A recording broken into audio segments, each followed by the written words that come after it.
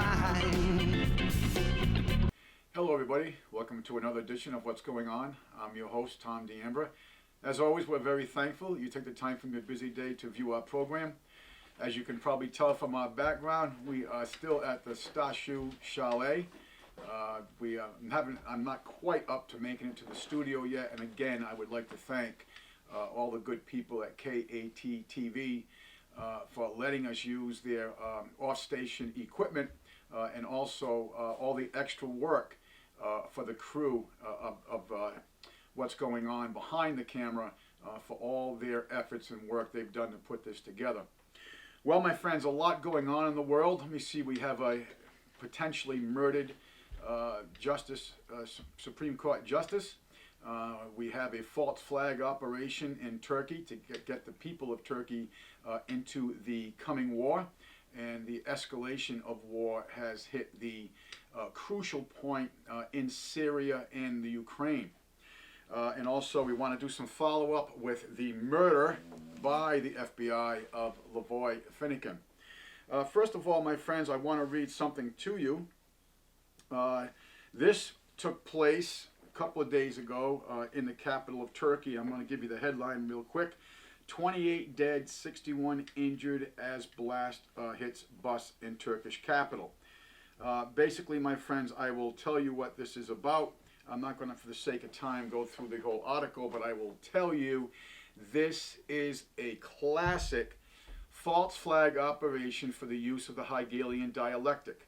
Now, if you've been watching this program, you've heard me mention this Hegelian dialectic many, many times. I have told you about it all the way back to the days of Nero in Rome, how he burned literally 1/3 of Rome and then blamed it on the Christians, and that's how all the Romans turned against Christianity. That's why they would go to the Colosseums and sit there with, you know, thousands of people cheering on as jaguars and lions and tigers were literally eating people alive. And what they do with this Hegelian dialectic is it's part of a triangle, as I've explained to you. They create this triangle. The lower first part of this equation is to create the crisis. The second part of this equation is to get the emotional response you want from the people. Now, you always have to have fear in this equation. Fear is the biggest denominator of this equation. But if you can throw a little bit of anger on top, that's even better. And then the third part of the triangle is when the people will openly accept the desired results that were put into play by the perpetrators of the crisis in the first place. So what they've done here is they have gone ahead and they have taken a bus in Turkey. They blew it up. As I said, 28 dead, 61 injured. And so, see, that boils the people. That brings out the emotion that, you know what, we got to go do something about this. Now, they will wind up saying this is the YPK or this is Syrian terrorist, whatever. But I'm thinking they're going to go with the YPK because, my friends, Turkey, for the last 3 days, has been throwing artillery into Syria, bombing the YPK. Now, the YPK are Kurdish nationals that have been fighting successfully ISIS. And they've also been giving the Russians intelligence on the oil lines that we've been talking to you about, and the oil facilities and the oil highway of profit from all the stolen oil that the Turks have been taking from Syria. That's right.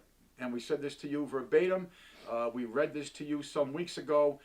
And so the YPK has been not only fighting alongside the Syrian troops, fighting the Muslim extremists, they have been giving intelligence, ground intelligence, and what's called human intelligence, on-scene intelligence, to the Russians to facilitate their bombing raids. So I'm very certain, they haven't come out and said it yet, but I'm very certain they will blame this on the YPK. It'll emotionally charge the Turkish people, hey, we got to go get the bad guys that did this to us, and so forth, so they will justify the war that is coming.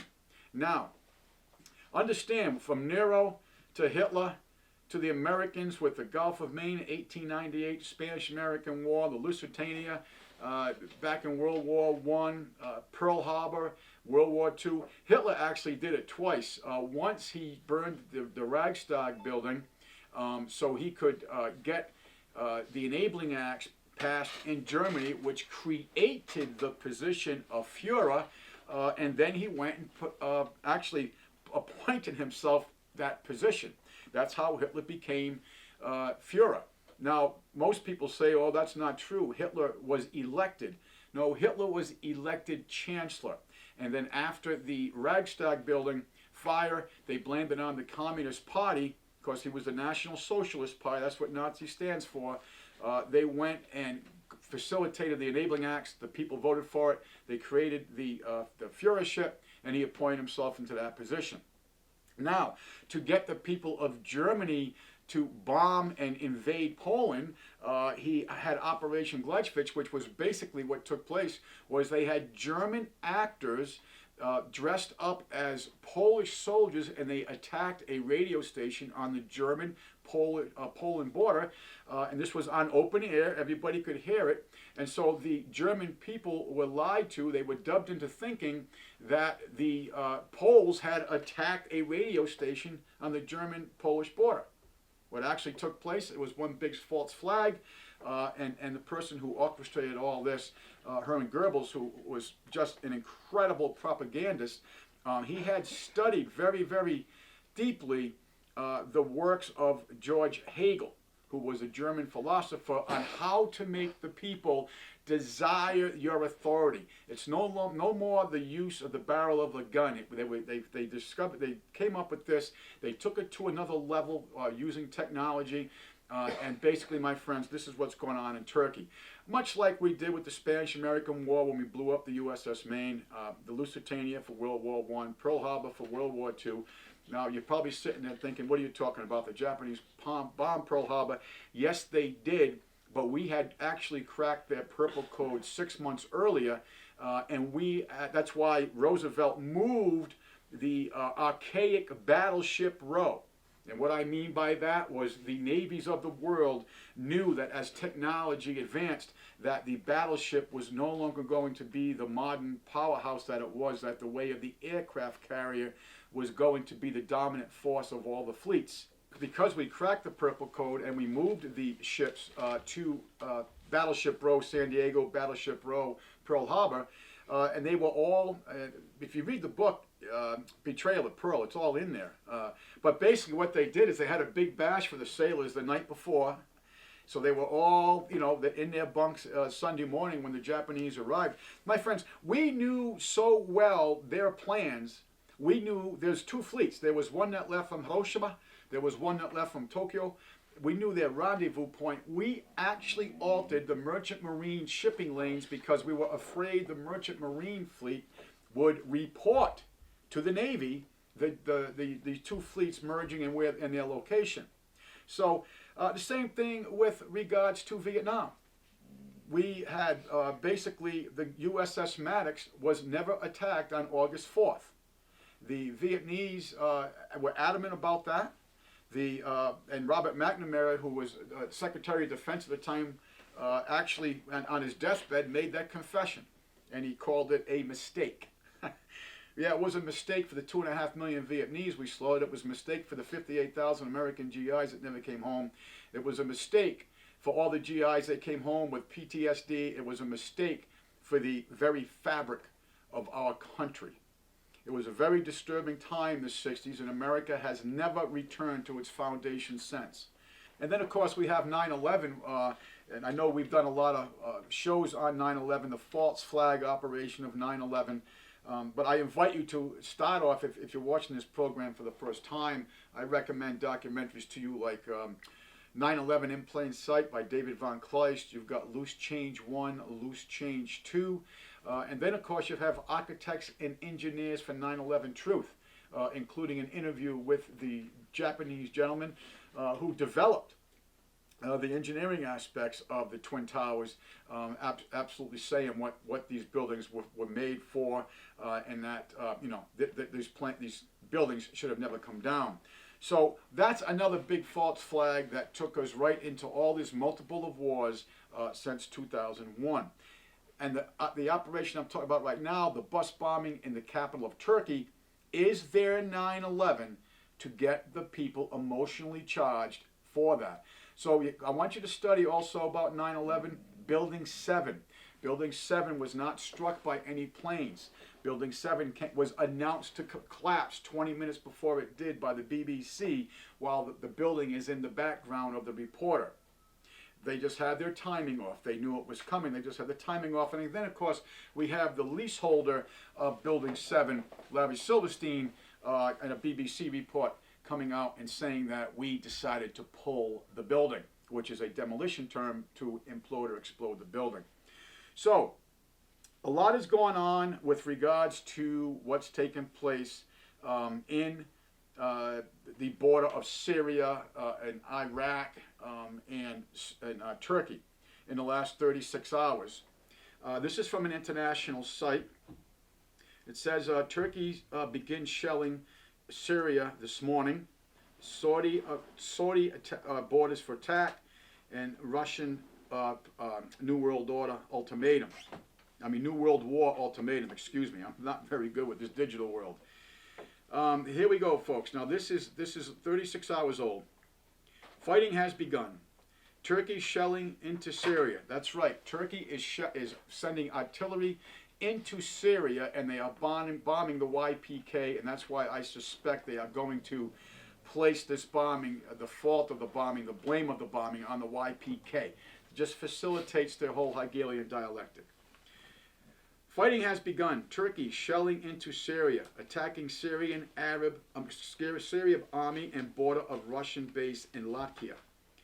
According to the news, Jews News, those positions are held by the Syrian army, a legitimate, duly elected government of Syria, and are not being aimed at ISIS terrorists. These are direct attacks by Turkey upon the lawful government forces of Syria. With their rebel allies falling to the legitimate government of Syria, Turkey has now begun shelling Syria to aid the rebel forces and ISIS terrorists. Not only that, my friends, the United States now came out last night that the United States has two operations aided in aviator support of bombing the YPK positions. In other words, Obama said to you that we're going to send our aviation and troops are actually there now to help fight ISIS. Well, we all know that we are ISIS. We all know. We've done this so many times on the show. How many times we fund ISIS? We give them their marching orders. We train ISIS. How do you think they wound up with all this military, U.S. military hardware? All these new trucks that were built in Texas. How do you think they wound up with all that stuff? What do you think Benghazi was about? Benghazi was the stronghold in Libya to get rid of Gaddafi because he said he was no longer going to accept the American petrodollar for his oil, just as Hussein did in Iraq. And look what happened to him. Just when Sudan did, look what happened to them. Just when Somalia did, look what happened to them. Okay. So you have the nation of Turkey, just so you understand this, who was stealing Syrian oil, and now they are military aggression against the sovereign government, the elected government of Syria.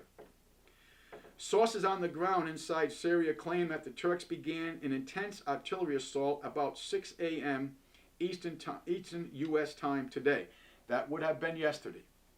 Turkey is also said to be targeting the Kurdish YPG, which is also known as the YPK.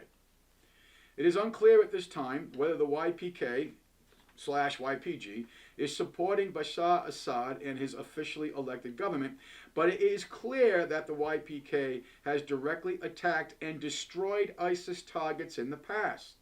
At this point, it appears that the YPK/YPG are being attacked by Turkey for supporting Assad. Now that's how they're selling it to their people. We had this terrible bombing. And that's this. Understand the ploy, the game that's being taken place here, although the game is very deadly. Russian Prime Minister Dmitry Medvedev has warned the United States and other Arab countries not to, I quote, dare enter Syria with armies threatening. Invading Syria will start a new world war. Don't take this man's words lightly. And I will tell you, my friends, remember we did the study from Albert Pike, 1871, how they planned the 3 world wars? As a matter of fact, I'm going to see if we can find that again before this program is over. And I want to read that again to you, because that's exactly what's fomenting here. And you'll remember that the 3rd World War comes to America. My friends, your children are not going to have to read about the coming 3rd World War to learn of it. Understand what is at stake here. Food supplies, global food supplies, are the lowest they've been since 1939. 2 years ago, there were food riots in 4 different continents of the world, as we've carried to you. Understand what's at stake here. The world is gearing up for complete, not only economic collapse, but the coverall to the bankers' policies that are creating the economic collapse is the 3rd World War that they're going to bring to your home. Let us continue. If Russia initiates an offensive against Turkey, even though they may have the legitimate right to do so, Turkey will undoubtedly appeal to NATO for support. That's the plan. They're going to implement Article 5. Having been attacked, they would try to invoke Article 5 of the NATO Self-Defense Agreement. That would require NATO to come to the defense of Turkey, thus engaging Russia directly. One intelligence source in the United States says, this has disaster written all over it.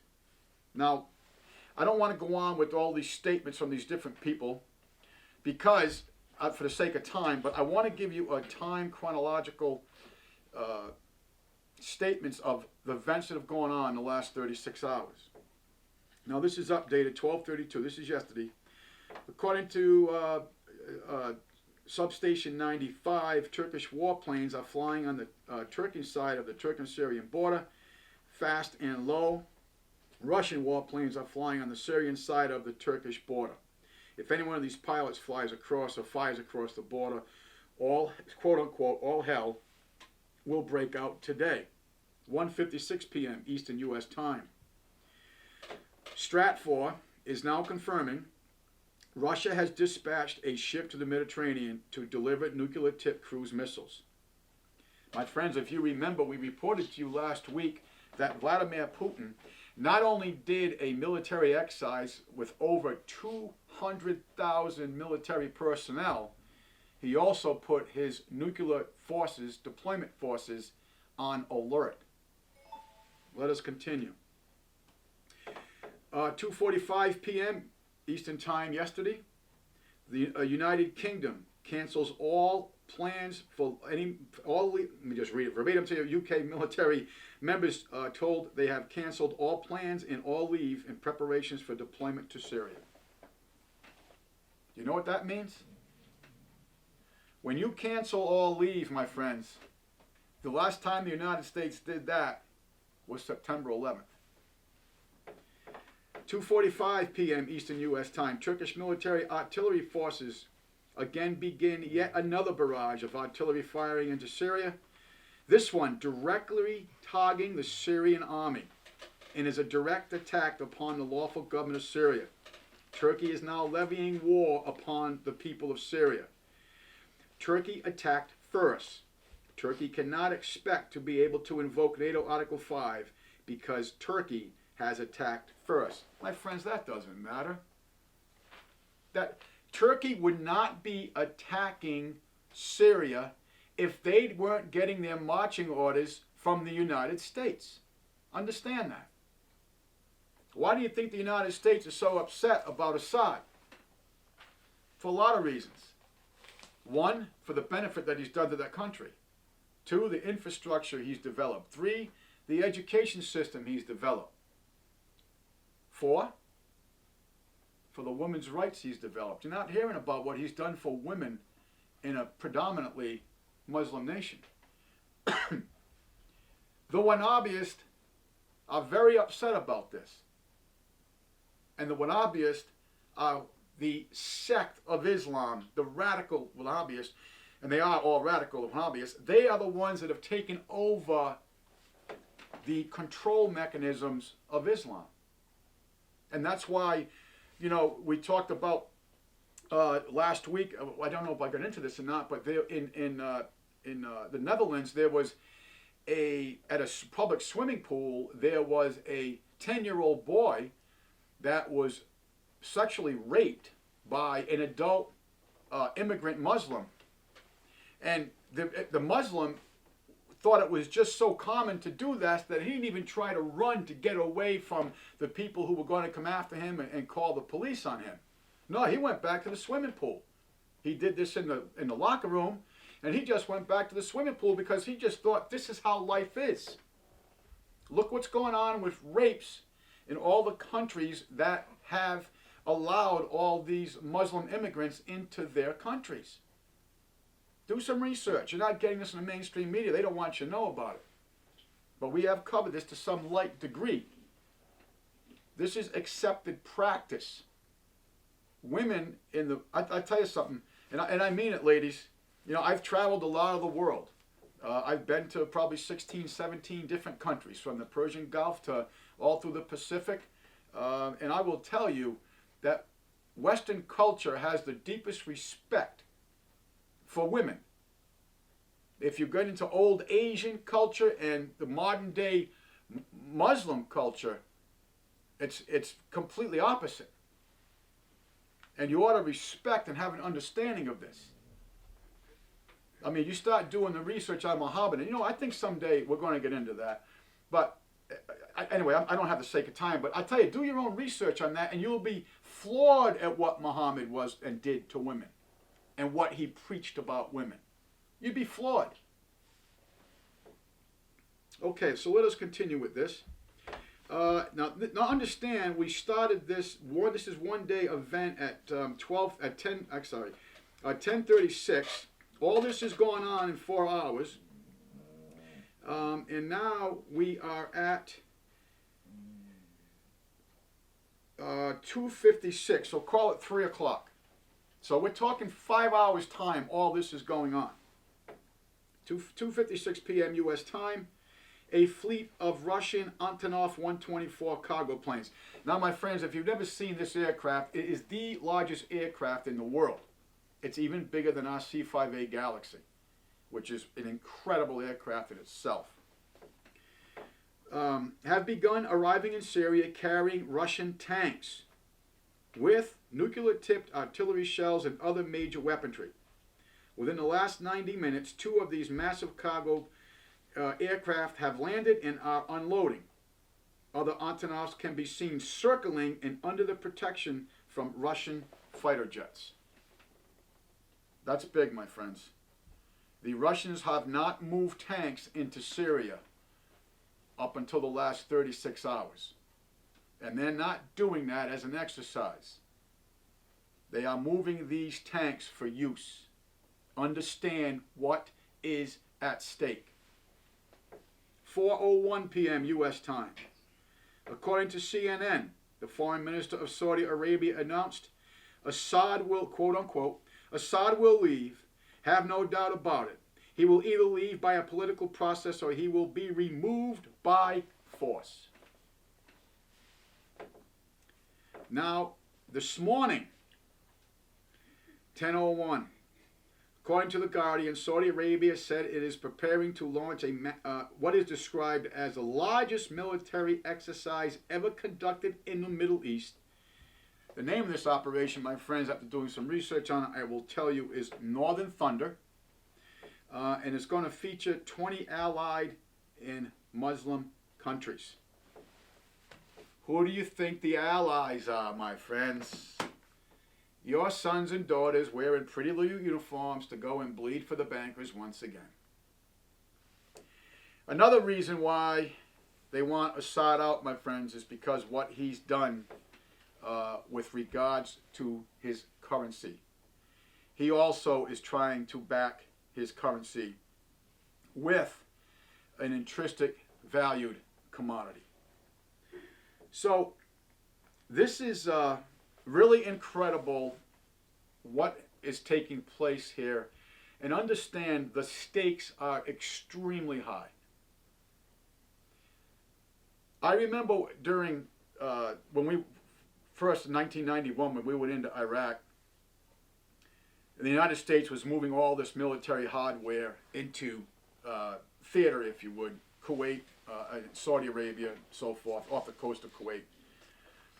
And I had been out of the Marine Corps at that point for about 11, 12 years. And a friend of mine whose son was going in the military at that time asked me if he thought we'd go to war. And I said, the war has already begun.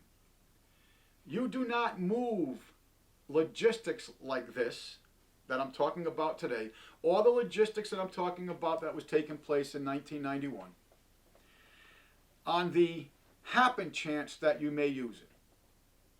Make no doubt about it, my friends. Politically and militarily, we have put Russia against the wall. We have attacked their currency with as we've explained to you, when the price of oil started going down, we explained to you the reason for that in quite detail. But I will, just to be real brief about it, I will tell you that the biggest exporter of natural gas is Russia. The third biggest exporter of oil is Russia. And when both of them commodities plummeted in price, it plummeted the Russian ruble. If you remember, the Putin Finance Committee, they raised the interest rates by 16 points to back the Russian ruble, so investors would stay in Russia, because then they could make more interest, more return on their investment in the ruble. Did it hurt the common person? Absolutely. It really hurt the common person. Yet Putin's approval rating from the last national poll that I just read is 92%, compared to 9% for the United States Congress and 38% for the CEO of the insolvent USA Inc., Barry Soetoro. Even though the Russian people are hurting, number one, they have understanding of what's going on in the world, and they understand what's taking place from the Balkans to the Baltics to Central Asia, all the way around through Europe. They have completely, the United States, have completely militarily encircled, encompassed Russia, even though when the Great Wall came down in '89 and Russia wanted to join NATO. Now think of that. NATO, the North Atlantic Treaty Organization, was developed because of the communist threat of the Soviet Union. But then, when it collapsed, Russia wanted to join that very same entity that was developed against them. The United States said no, but made assurances in writing that they would not progress one bit into the old Soviet Union. And that's all we've done ever since. Russia has no place to run to, my friends. They are politically and militarily in a corner. We have placed them in a corner. They have nowhere to go. Syria invited Russia military into their country, and Iran's into their country. They are the only forces that are welcomed by the people of the duly elected government of Syria in their country. Yet the United States is bombing there. Yet the United States has developed military bases there, all in the facade of fighting ISIS. Oh, excuse me, ISIL. No, it's Al-Qaeda. No, it's the Islamic State. Whatever they're calling it this week. Because when the Russian military, believe me folks, the infrastructure of Russia is not good. They'd rather be putting their money in other investments for their people. But the Russian people, number one, are very studious people. When I lived down in Providence, Rhode Island, I actually worked with some Russians that came to the United States. And I'm going to tell you something. They knew more about what was going on in the United States than the average American. The average American knew who Britney Spears, was doing this week. The average American knew who won the ball game last night, but they knew nothing of what was going on in their country. The Russians that I met were flabbergasted by the ignorance of the American people. Well, now the ignorance is coming home. This war is coming here. It is meant to come here. This is not happening by happen chance. What was it Roosevelt said? Franklin Delano? In politics, nothing happens by chance. In politics, if it's happened, you can bet it was meant to be that way. Well, that's exactly where we are. World War III has begun. It began months ago. Everyone's gearing up for it. And the other equation, my friends, that no one's thinking about is China. No one's thinking about China. And I've been studying, as you know, I've been ill. And I've had a lot of reading time. I haven't been that proverbial rat in the wheel, working 60, 70, 80 hours a week, volunteering 30 hours a week. Even though I've been in a lot of anguish and pain, I have been doing a lot of studying. And I am going to tell you, just as the battleships became archaic and became cannon fodder to the bankers in World War II, so goes the way of the aircraft carrier. The reason why the Russians and the Chinese have not developed fleets of aircraft carriers as we have is because they are sufficiently satisfied with their weaponry to take the aircraft carriers and make them archaic. I invite you to look up the USS Donald Cook in the Black Sea. Just punch in USS Donald Cook Black Sea and you will read, which is one of our top-of-the-line Aegis destroyers, you will read how one Russian aircraft, not even one of their new aircrafts, one Russian aircraft, using some kind of EMP equipment, put that ship dead in the water.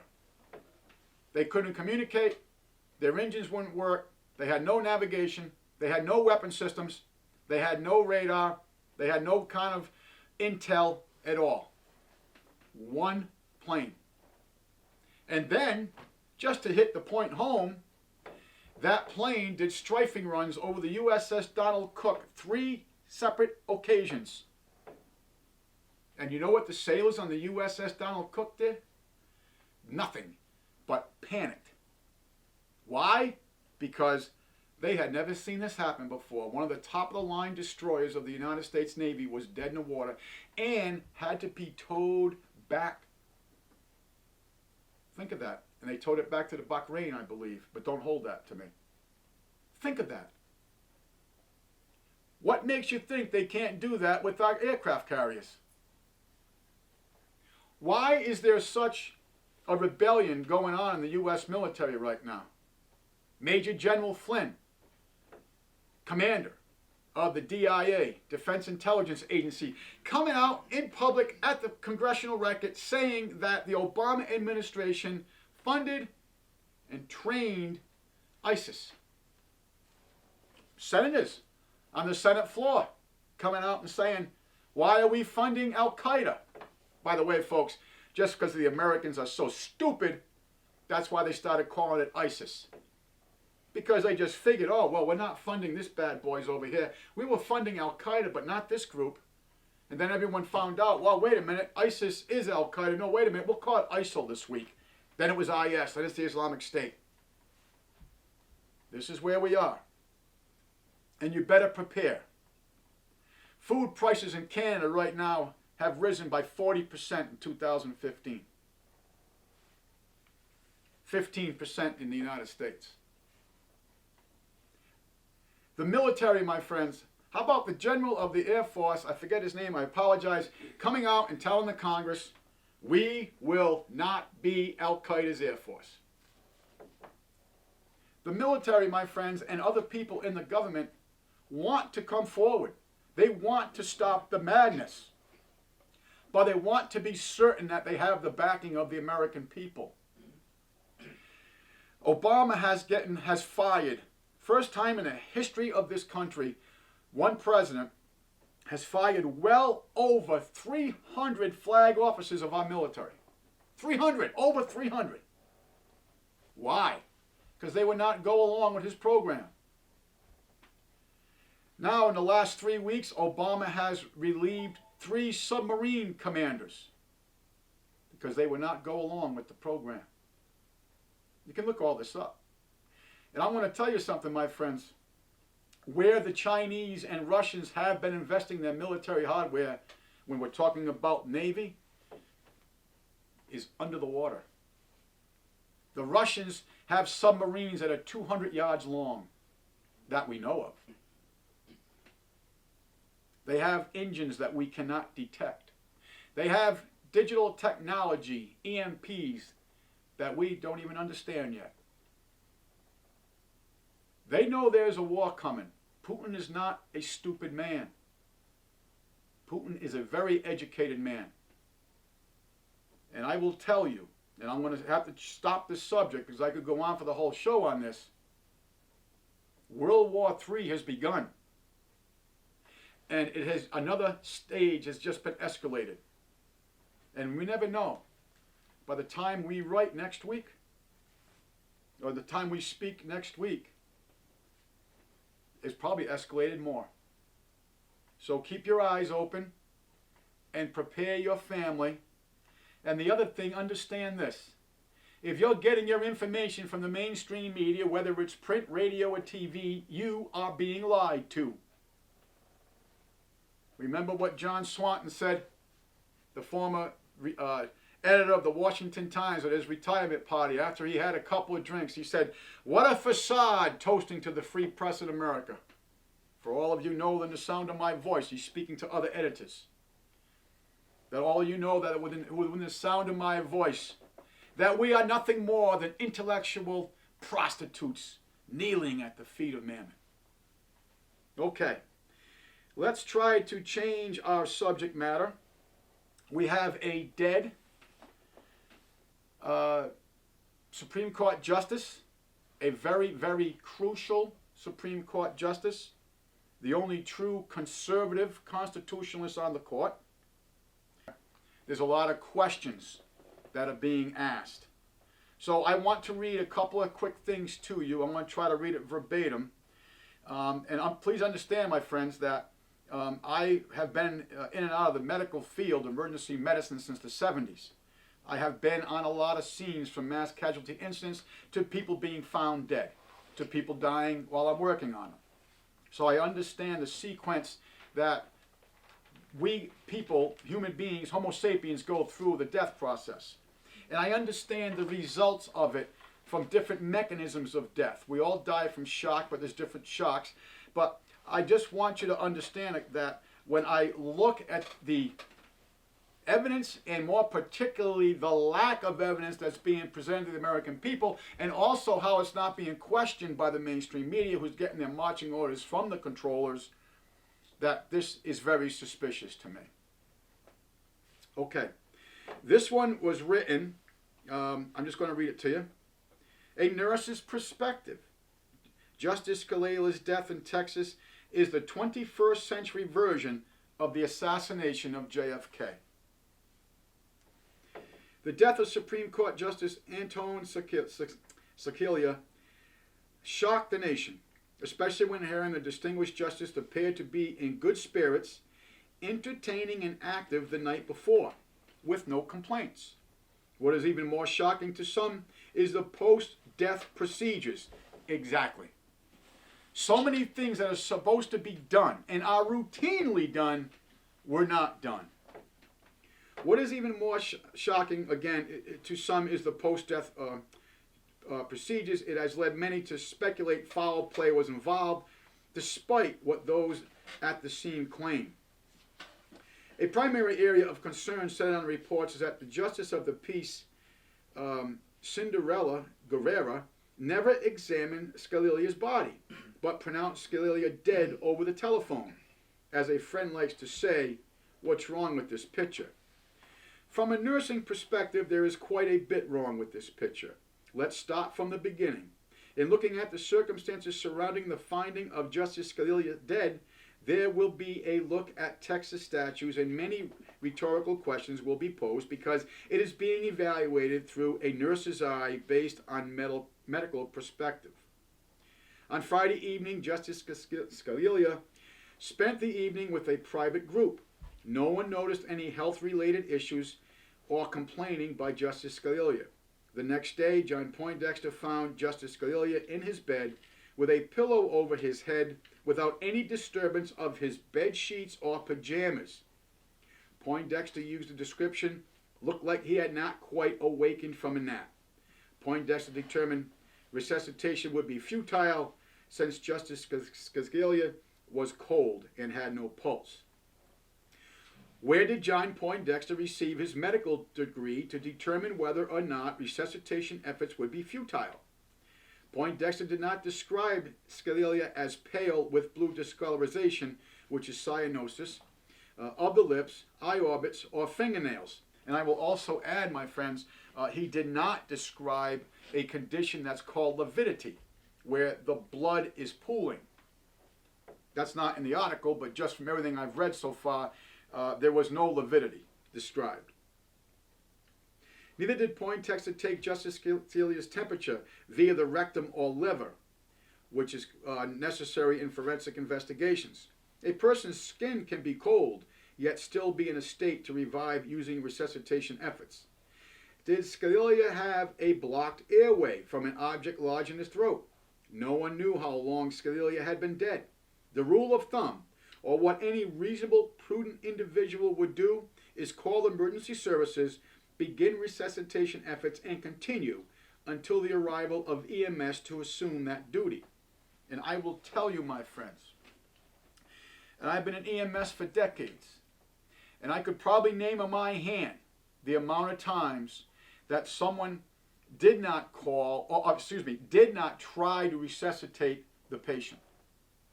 And most of the time, the people had been dead for weeks and or months. And I mean that literally. This person had no medical training, no medical knowledge. He had no right to say, to not try to intervene here. And he should have called 911.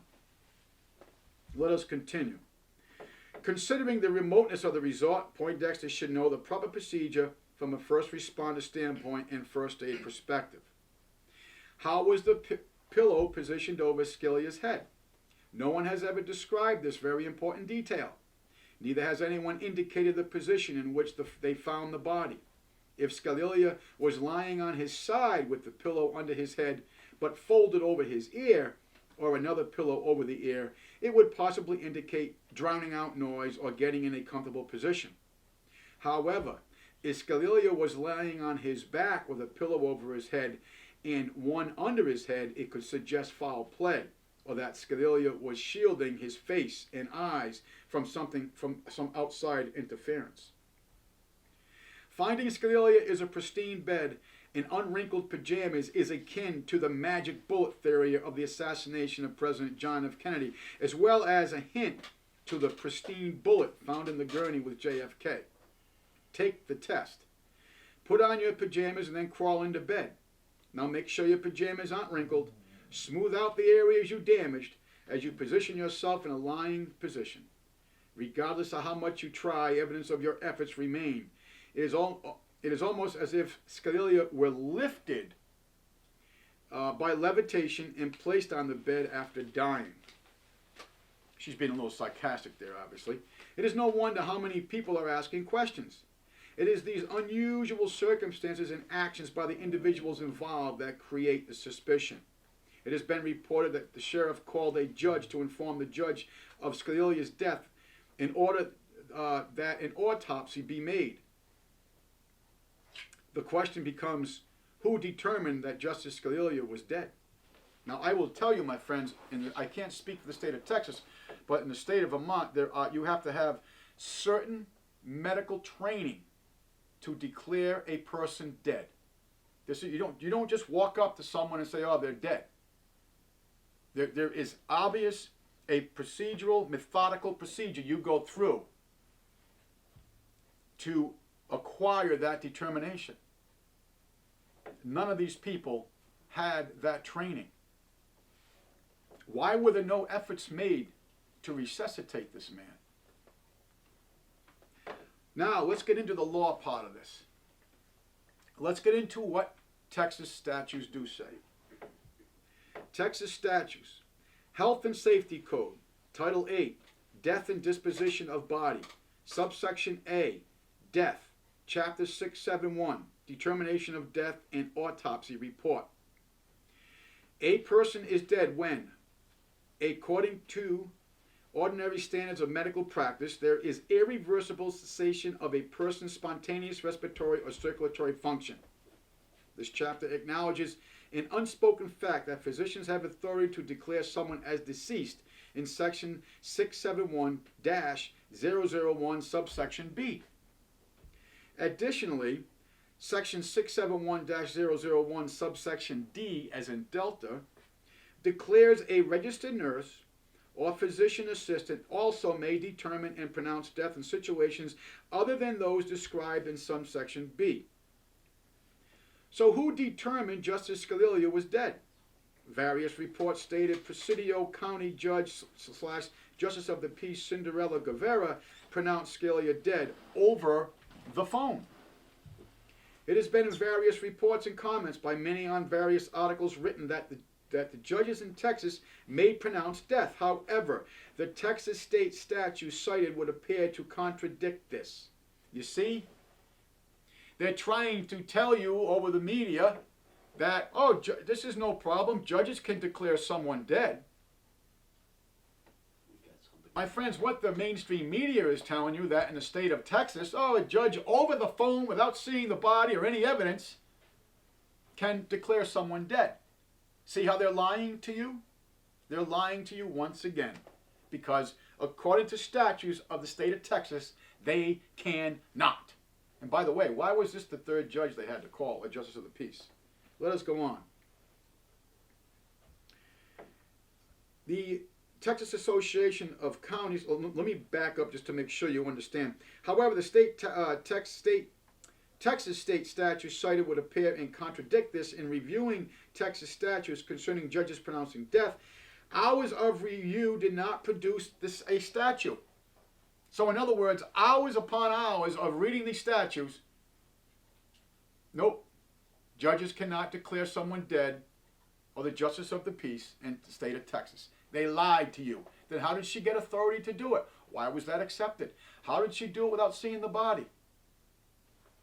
And by the way, interestingly enough, you're going to hear that he had health problems, and he had, quote unquote, just visited his doctor prior to going on his trip. Well, guess what he was visiting his doctor for? Shoulder pain. The man had shoulder pain. He went and got his shoulder looked at.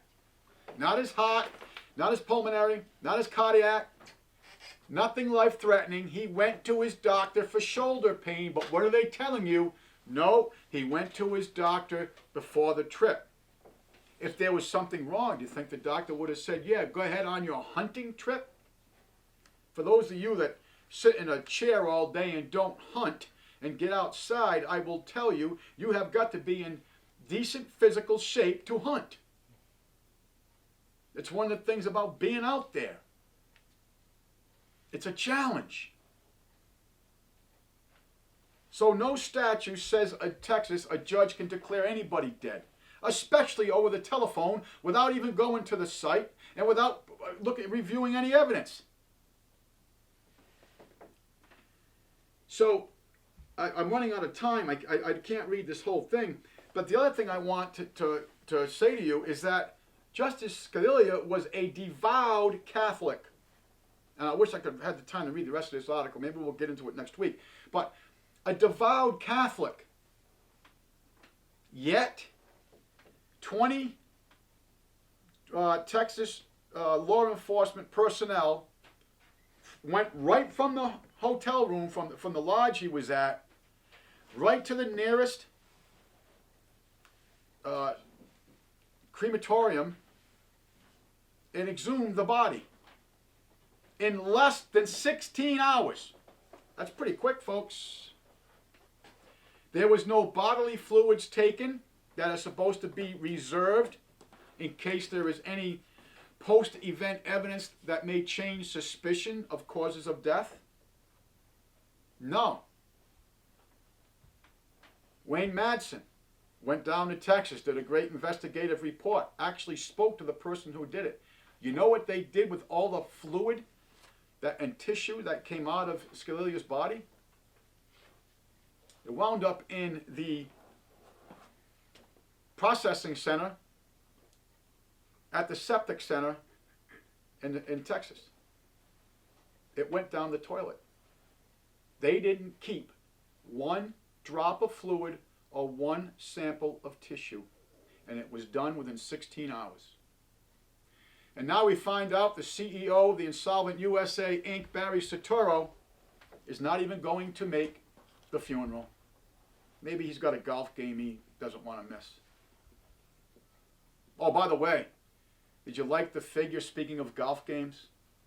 Obama has spent $74 million of your money on vacations since he became president, and that does not include the cost of the Secret Service or the Air Force to tally him and his family around. When's the last time you had a $74 million vacation? Make sure you pay your taxes, you serfs. Can you imagine how much they laugh at us?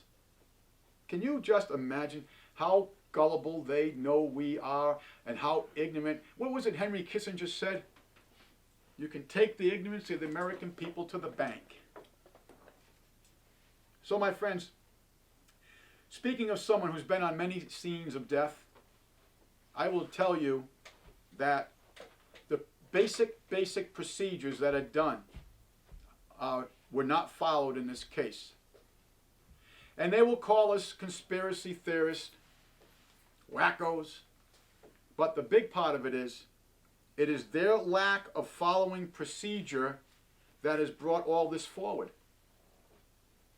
Have you noticed so far with the murder of Lavoy Finnegan, and I wish I had more time to spend on this, we now know the family did finally get the body, as we reported to you, 9 gunshots in this person. He was completely unarmed because, as a show of faith to the sheriff and the 412 people they were going to see in the other county, none of them were armed. They went with no arms as a show of good faith to these people and sheriff. And I'm sure the insiders who were at the refuge made the FBI very well aware of that, so they could make their move. An ambush, not traffic stop. A traffic stop is not when you've got snipers in the trees and over 100 snipers and armed personnel surrounding a roadway. That's not a traffic stop, my friends. That is an ambush, a distinct, defined difference. Lavoy Finnegan was shot 9 times. And if you go to the website Common Sense, you will see the breakdown of the film that the FBI did show. They prove, even though the FBI said it was unedited, they prove many times it was edited. They prove the shots. They prove why he reached for his hip, because he was shot twice in the back and the hip.